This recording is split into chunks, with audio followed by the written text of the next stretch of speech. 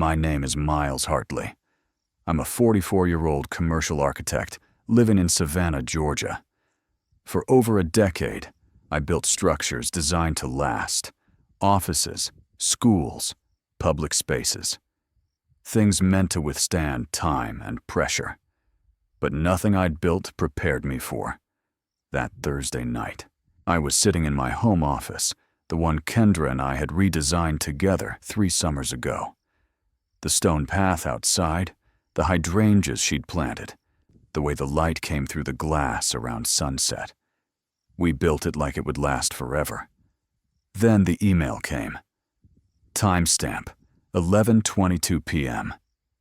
Arizona time. Kendra was supposedly at a yoga retreat. Tucson, maybe Sedona. She hadn't said. The message was short. Cold. I've moved your inheritance into my personal account. It's better this way. Attached was a blurry photo. Kendra and a man I didn't recognize. Beard. Sunset behind them. Wine glasses in hand. Her smile was different. Looser. Brighter. Not one I'd seen in years. I didn't throw anything. Didn't scream. I just closed the laptop. Poured a glass of water. Stared out at the yard we had built together. All that work, all that care, for a home she clearly had no intention of coming back to. The money she tried to take, $587,000, wasn't just money. It was everything my Aunt Elaine had left me, the woman who raised me after my parents died, who worked double shifts at the hospital, who left behind one simple note when she passed. Build something that lasts. There were no missed calls, no follow-up texts, just silence, like Kendra had already moved on. So I opened my laptop again, read the email once more. She hadn't even used my name. I typed 6 words in response. Thanks for letting me know. Then I shut it again. Finished my water. Went to bed. Tomorrow would be a long day. But that night, for the first time in a long while, I slept well. It wasn't the shock that stung. It was the silence. Caleb didn't look at me once during the reading. Not when the attorney listed off our father's properties. Not when the investment accounts were named. Not even when my name was quietly skipped, like it had never belonged there to begin with. No apology. No explanation. Just a slow shuffle of papers and a polite cough from a man paid to stay neutral. I sat still, hands folded, face blank. Not out of discipline, but because my body hadn't caught up with what had just happened. The others stood first. Cousins, family friends. They offered brief nods, 1 or 2 awkward pats on the shoulder. Empty gestures for something too big to fix in a hallway. Caleb lingered near the window, phone already in hand, texting, smiling faintly, as if this were just another business deal wrapped up cleanly. I didn't say a word to him, didn't ask why, didn't demand answers I wasn't sure I wanted to hear. I walked out of that office with a half-hearted handshake from our father's attorney, and the weight of a betrayal I couldn't yet name. It didn't hurt like a wound. It settled like a stone. Low, heavy, familiar. Because deep down, some part of me had known. Caleb had always been the golden son, the one with the better grades, the louder applause, the cleaner shoes at every family gathering. He was the achiever, the center of attention. The name our father said with pride at business dinners and reunions, not out of malice, just habit. I was quiet. The artistic one, the helper, the kid who drew floor plans in the margins of his math book and built towers out of old furniture boxes in the garage. I didn't crave the spotlight. Not then. I thought I understood my role. Support, observe, step back when necessary. But what I didn't understand, what I couldn't have imagined, was how that role would follow me into adulthood. How it would show up in legal documents, where my name should have been. How it would echo in the silence of a will that didn't leave me forgotten. Just deleted. I didn't need the money. Not really. I'd built a life for myself. Steady work. Modest home. People who valued me for what I made, not who I was born next to. But still, when the legacy came down on paper and every line bent toward Caleb, it felt like childhood all over again. Only colder. Only final. The family farmhouse wasn't just land and lumber. It was where we grew up. Where we spent every Christmas, every summer storm, every memory that mattered. The walls still held our laughter. The porch remembered our arguments. The old maple in the back had the tire swing our father never took down, even after we stopped using it. It was more than property. It was history. Roots in wood and time. 2 weeks after the will reading, I saw it, buried beneath a filtered sunset photo on Caleb's social feed. "New chapter begins," the caption read. "Accepting offers." A real estate link followed. Clean photos, fresh staging. Our childhood reduced to an open house. That was the moment the numbness broke. Not with rage, not even with grief. Just a quiet, undeniable shift inside me. Like something had finally snapped back into focus. He was selling it. Like it meant nothing. Like we hadn't built forts in the attic. Like our mother hadn't planted those lilac bushes every spring. I stared at the screen for a long time, long enough to feel the weight of everything he'd taken. And something else, too. Resolve. I wasn't looking for it. I was packing. Filling boxes with books I hadn't read in years, clothes that didn't quite fit anymore, and the pieces of a life I was quietly reorganizing. Near the back of my closet was an old banker's box, the kind with dust thick enough to write in, labeled in my father's handwriting, drafts and notes. I almost didn't open it. Inside were folders, yellowed receipts, old stationery, and near the bottom, a flash drive. No label, just a date scribbled in faded ink. 3 months before Dad passed. I stared at it for a long time, plugged it into my laptop.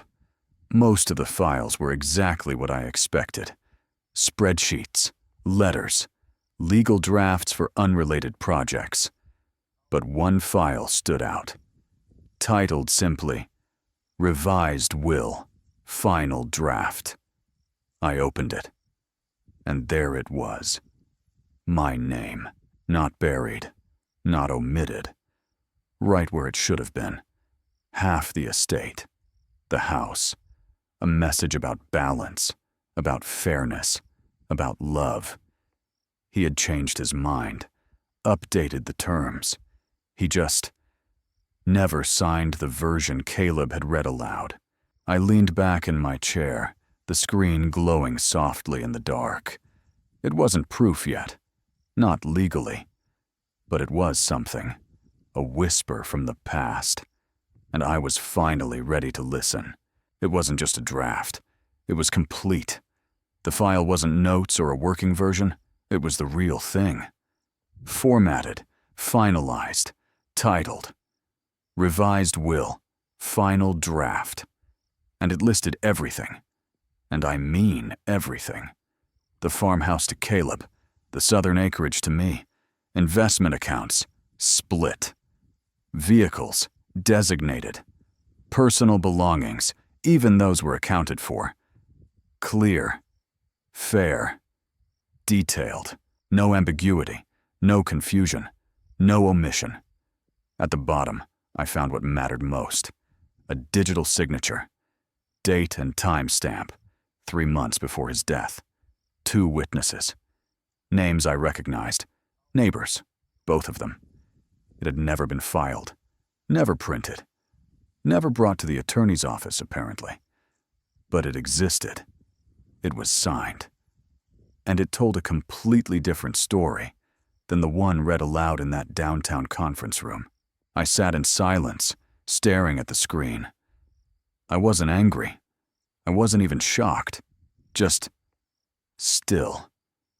Like the moment right before you step out into a cold morning, when you already know the air is about to bite.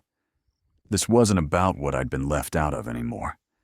It was about what was quietly being buried. And now, it was my move.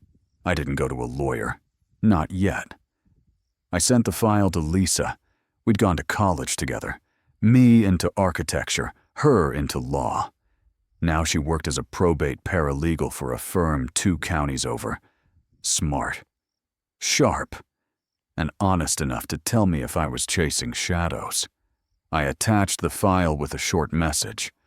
"Can you tell me if this holds up?" I didn't expect a quick reply. But 20 minutes later, my phone lit up. One message. All caps. "This is legally binding if verified." She followed up with a second text. Signed. Dated. Witnessed.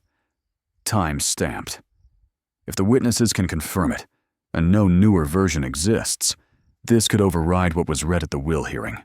I read it twice, then a third time. It was like finding the missing piece in a puzzle I hadn't realized was solvable. Suddenly, the erasure didn't feel permanent. The silence at that conference table? It might not be the final word. I asked her what came next. She said simply, "We build the case." Not out of anger. Not out of revenge. Just truth. Slow. Steady. Undeniable. I didn't confront Caleb. Not yet. No accusations. No angry phone calls. No public fallout. Just quiet steps. One at a time. First, I contacted our dad's lawyer. The same one who read the will like it was carved in stone. He sounded polite, professional, maybe even a little bored. I told him I'd found a document, a signed one, time-stamped, witnessed. His tone shifted, still calm, but tighter. "I wasn't made aware of any alternate version," he said. So I sent it, the file, the signature, everything. He didn't reply that day, or the next. Then, 2 days later, I got a call from a different number, different voice, different firm. "We've reviewed the document you submitted," the woman said. "Clear. Precise.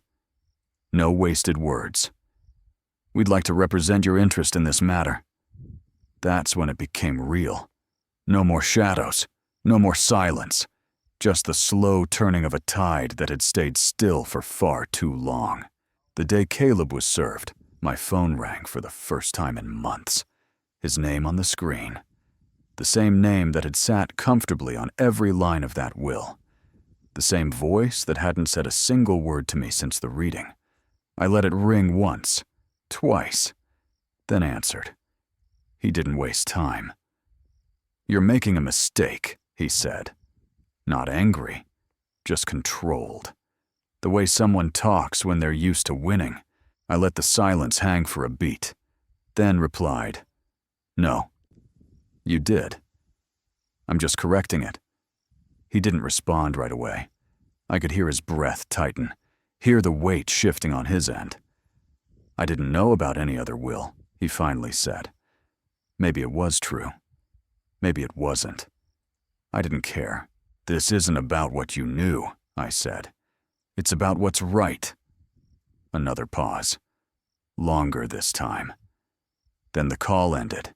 No yelling, no apology. Just the soft sound of a thread starting to fray. Caleb's world had always been clean, controlled, designed to benefit him. But now, he couldn't control the truth. And truth doesn't go away just because you ignore it. Courtrooms aren't dramatic, not like in the movies. No gasps, no shouting, just facts, dates, documents, and silence that says more than words. Dad's lawyer looked polished, at first. But when the judge asked why the revised will hadn't been filed, he hesitated, then stumbled. The original may have been misplaced, he said, not lost. Not hidden, just misplaced. The room shifted. Even Caleb sat straighter. Our attorney pressed harder, brought out the file, the signature, the timestamp, the witness names. That's when it cracked. One of the witnesses, a man who'd lived 2 doors down from my father for 15 years, took the stand. He looked nervous, not guilty, just uncomfortable. Under oath, he admitted it plainly. Caleb asked me not to mention the new version. Gasps weren't needed. That one sentence changed everything. What had been a dispute over paperwork became something else. Clear, deliberate misconduct. And just like that, the story Caleb had wrapped himself in started to unravel. Not with fire, but with fact. In the end, it wasn't a dramatic collapse. No shouting, no slammed doors. Just pressure, applied slowly and backed by truth. Faced with fraud allegations and a verified, witnessed, time-stamped will, Caleb caved. We settled. Clean. Official. Undeniable. I got my share. The land. The accounts. The half that was always meant to be mine. But more than that, I got the record corrected. Formally. Publicly. No more questions. No more whispers at family gatherings.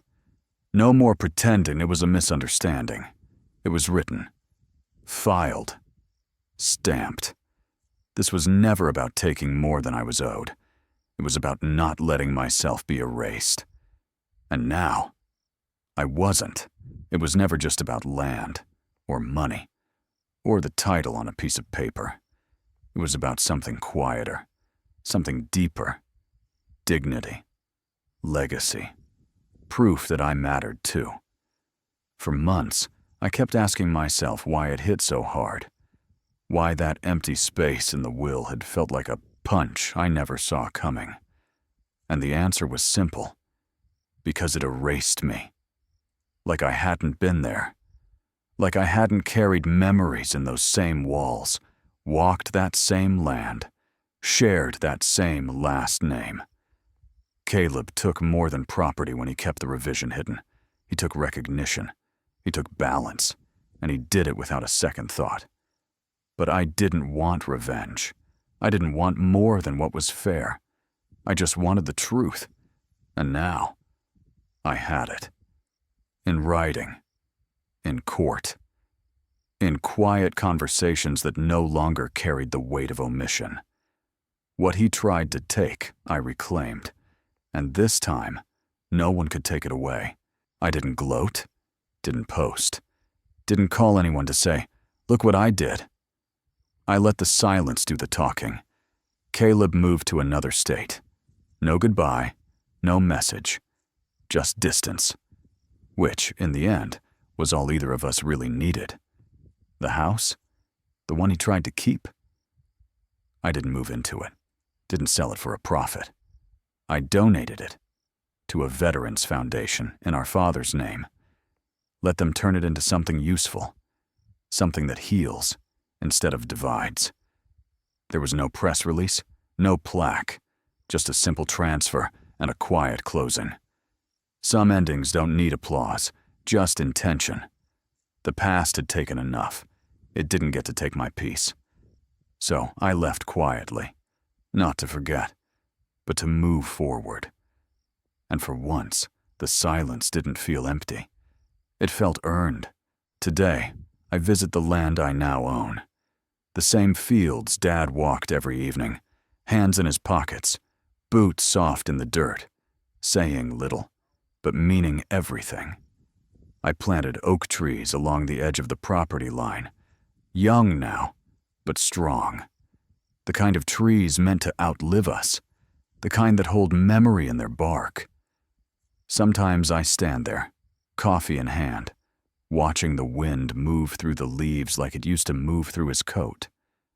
I don't think about the court filings anymore, or the documents, or the silence between me and Caleb. I think about roots, and what it means to put something back where it belongs. Every season, when the leaves change, I remember the lesson. Sometimes, justice comes quietly. No headlines, no applause. Just a simple shift in the soil, a weight lifted, a name remembered. And when it comes, when it's real, it lasts.